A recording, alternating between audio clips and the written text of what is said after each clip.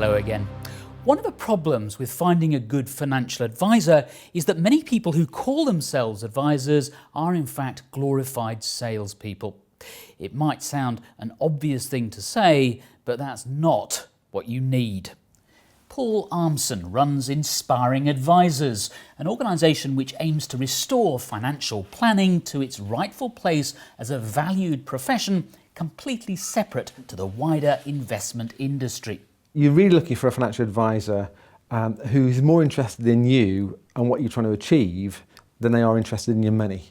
So a big test, if you've already got a financial advisor, but they only ever talk about the money and they only really focus on the money and are often coming back to you with recommending a new fund or a fund switch or a new product or something new and sexy, then that's a clue really that you might be not receiving the sort of advice that you should receive.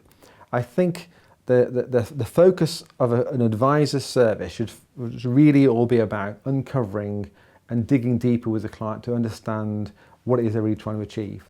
Historically, there's always been a strong link between advisors and the big fund management companies that design financial products.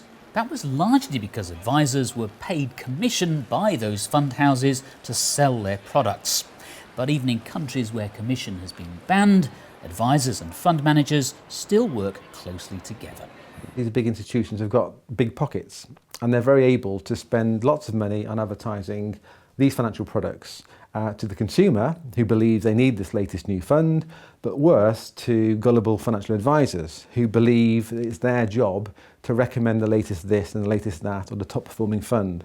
And that's one of the biggest problems of the financial advice community, that most financial advisors focus on the product rather than on their client. Now they say they're focusing on their client, but really their real discussion is all about the funds and reviewing those funds and moving those funds around because unfortunately that's what they think their focus should be. It's important to maintain a working relationship with your advisor throughout your life.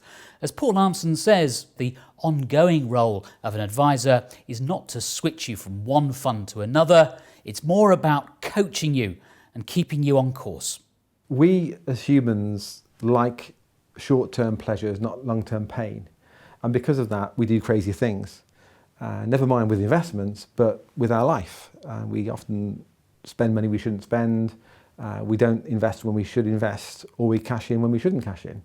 And all of that is where a good financial planner can obviously help discipline the client to stay on track. That's all for now. Until next time, goodbye.